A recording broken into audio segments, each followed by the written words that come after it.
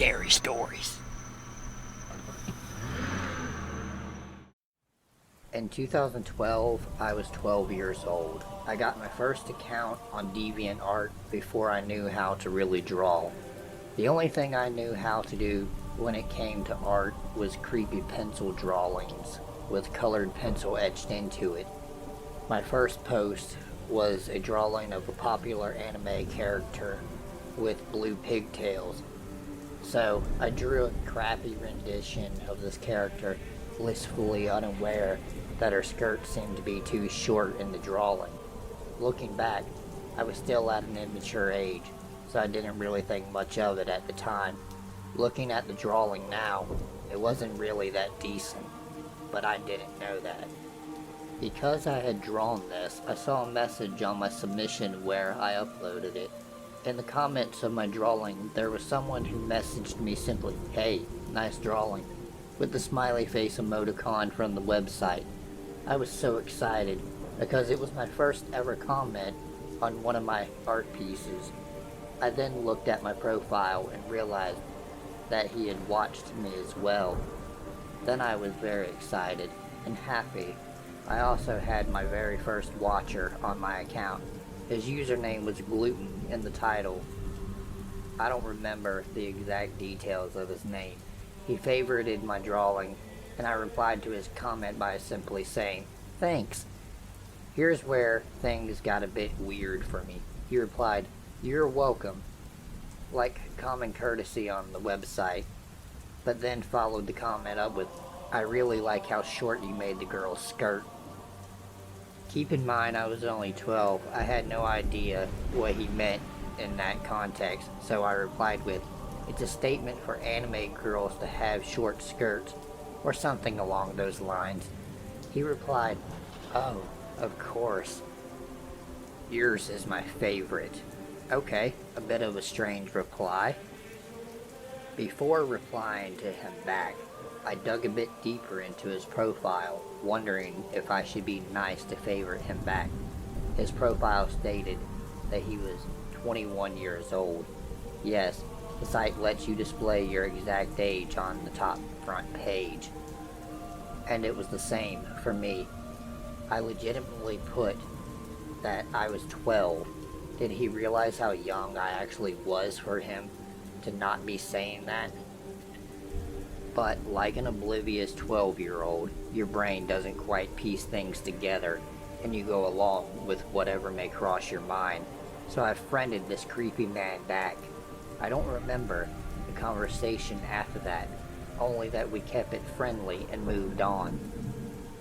I would occasionally post more pictures, but he would comment only on a few of them, and usually he was nice. But then there was always some weird comment like, "I wonder how long she can sit on that. If I had the character in a certain pose," or "Can I get to taste her? Please, XD." And again, I would pay no mind to these comments because my watchers were building up to see my work, and I rarely replied to the man again. I did, however, go on his profile again after he commented something and found pictures of this elephant cartoon that I forgot the name of. He seemed to love this elephant cartoon that he was obsessed with, and everywhere on his profile I saw this cartoon and fan art of it. Then I looked more into his gallery, and there was a lot of these gray pieces with the minus sign on them, indicating that it was a not safe for work 18 plus artwork. I didn't know this at the time either, so I tried pressing on it, wondering why it was grayed out. There then was a message that said, "Mature artwork. Must be 18 or older to view." I remember frowning at this, thinking that it wasn't fair for me to not see it. I wish I could tell you I never saw it to this day and didn't let curiosity get the better of me, but I'd be very wrong. I made a second account claiming I was 18 just to see what type of art this guy drew because my mind was curious enough to see it. How I regretted that. He had fan art drawings relating to or hinting at illegal underage porn. There were really disturbing ones relating to the cartoon he liked, with the little girl elephant character being strangled and raped by her dad. There were pictures of anime girls looking 10 years old or possibly younger in sexual positions, getting raped by her dad. There were pictures of anime girls looking 10 years old or possibly younger in sexual positions, getting raped. There were even some more gore-fest pictures among the elephant ones I saw, and illegal porn images that he mixed with gore themes as well. Impalement, cutting out body parts with a knife, torture involving blood, hypnotism, etc. Suffice to say, I unfriended the guy on my main account and was extremely disturbed by this. A week later, he still messaged me on my main account and said, "Why did you unfriend me? Sad face." I felt no sympathy for him and said something along the lines of, "You are so disturbing, and you draw disgusting things." He said something to the effect of, "LOL, so are you. Let people have their own opinions, sweetheart." I then found out how to block a user on the site, so I blocked him. That gave me internal peace, but it didn't last long. A year after the entire incident, I was using the 18-year-old account as a backup account, and for different art mediums. Nobody knew this account was linked to my other one. Somehow my old friend Gluten manages to find me without telling anything about how the two accounts are related to each other. And exactly 1 year later, in the summer, he PMs me on my other account. The message said, "Hey, do you miss me, sweetie? I missed you since the unfriend, sad face." That's okay. My eyes widened in horror, and I kept thinking to myself, how did this pervert find me? He must have been really experienced in computer tech or hacking, because I have no idea how that possibly could have happened, let alone a year later. I replied to him saying, "I unfriended you because you drew illegal things, and you should be banned from this website." What followed next was him trying to creepily get under my skin by role-playing with me. At this point, he was now 22, and I'm 13, still very much disturbed by him, but he only made things worse by talking to me in roleplay terms, using asterisks in everything he said. He literally said he was grabbing my bun gently, an asterisk, among other lewd comments to me, some asterisks and some without. I'm sitting there like, here we go again, obviously disturbed. So I blocked him on that backup account as well. Considering the types of things he drew, I think he definitely liked flirting with preteens on purpose, and probably got a kick out of it.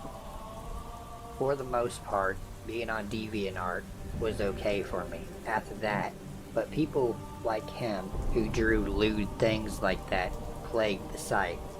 He is the major reason I left it.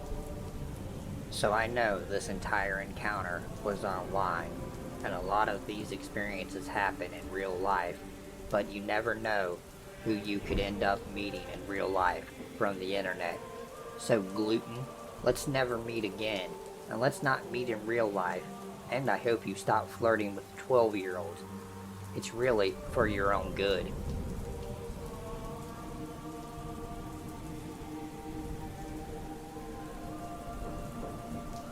I'll preface all of this by saying there were various rumors concerning this particular neighbor, namely rumors that he was a pedophile who preyed upon young girls. This information came from other young girls in the neighborhood, and even several adults warned our family to be wary of him. Now on to my experience. When I was in the 7th grade, I had an obsession over having privacy. Bear with me for context's sake.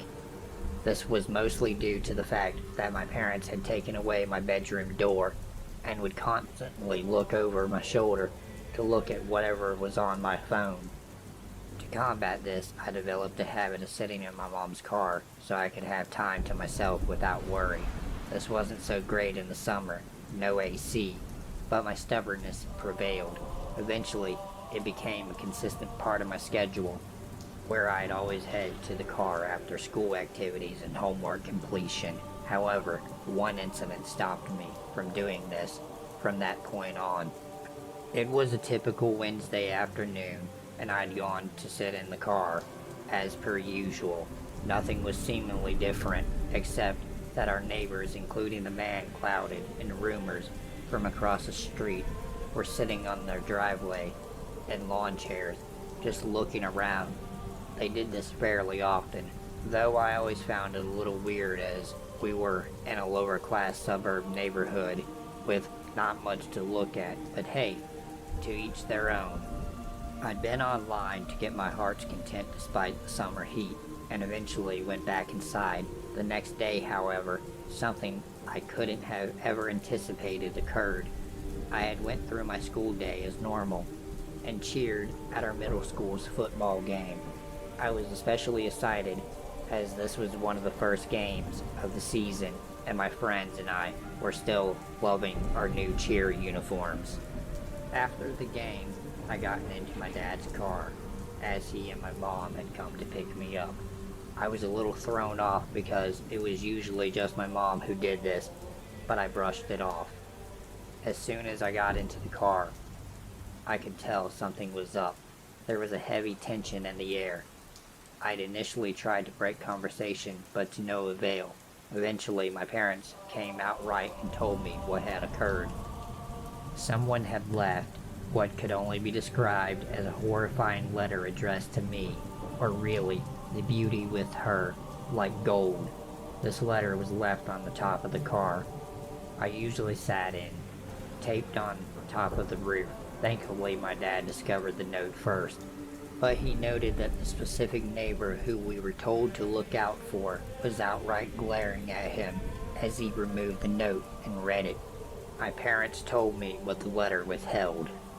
A man explaining that he wished to dress me in white and take my innocence, that he had been waiting for a woman like me for so long, and that he'd be coming for me sooner rather than later.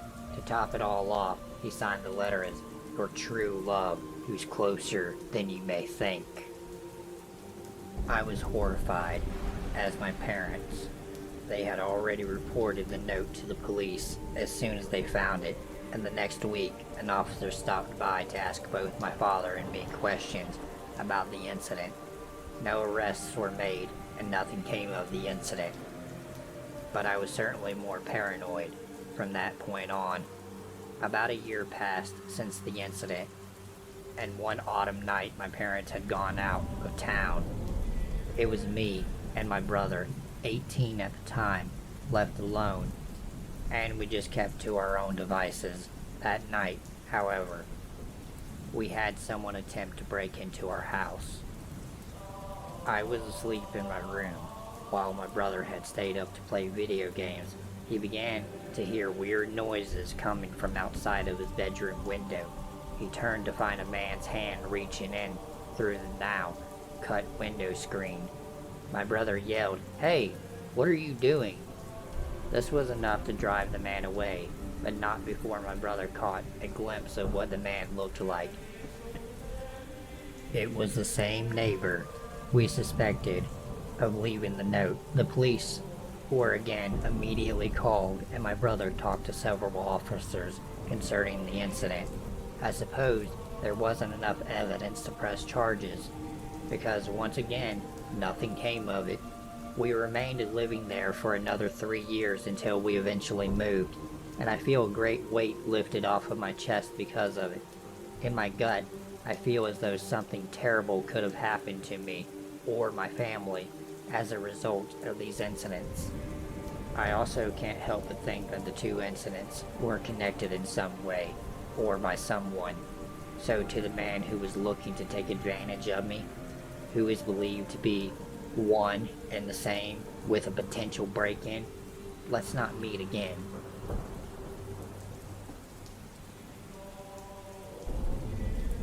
When I was in 5th or 6th grade, I lived in a small house in a very tiny rural town with just my mom. We had a family living next to us whose house and yard was trashy.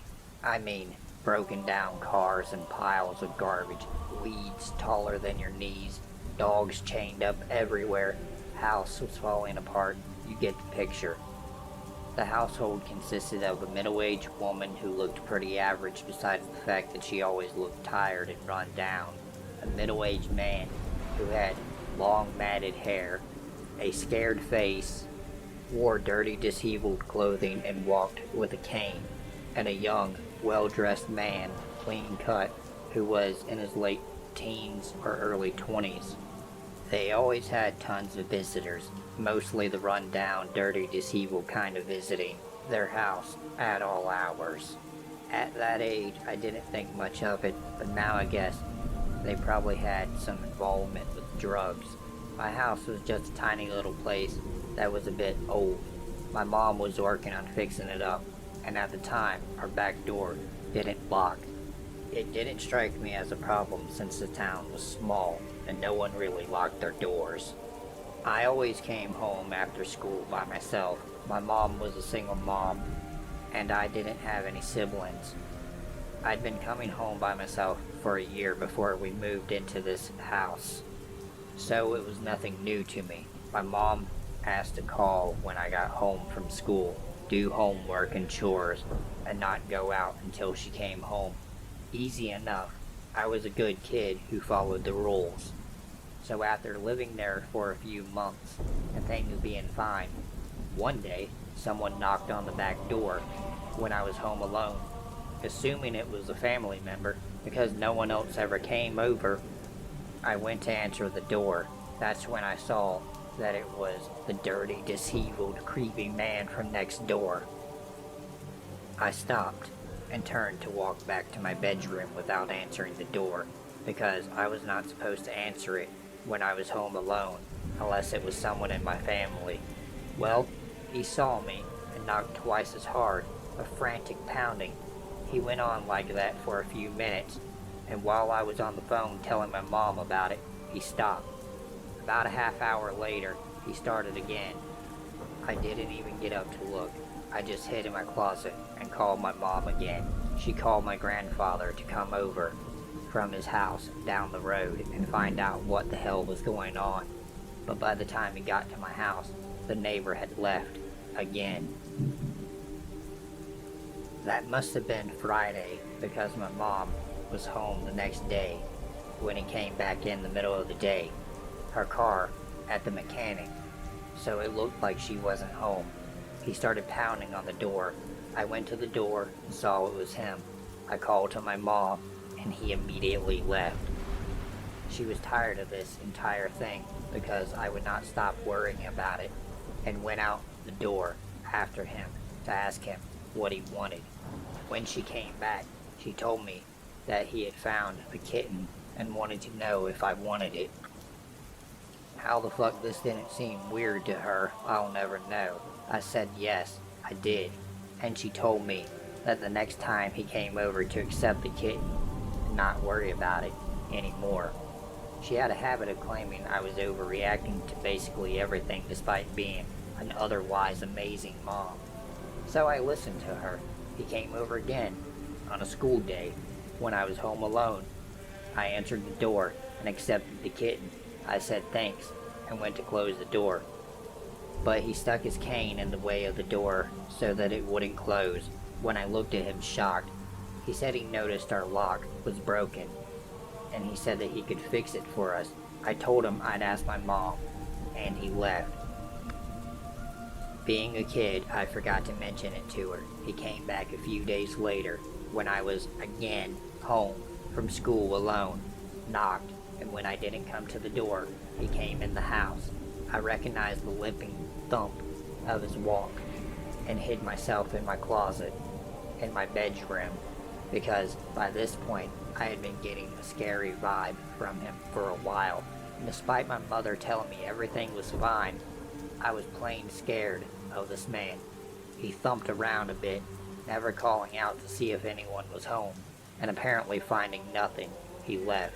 It was at that point that I called my mom at work yet again, hysterical. She decided to fix the door because I was clearly panicked. He never came over again. I have no idea why. He just didn't. We moved again a year later, and I tried not to think about it too much, though I would occasionally see him walking around town. Apparently, at some point, while I was in college, they cleaned up their yard. He got a haircut, and they somehow managed to become foster parents.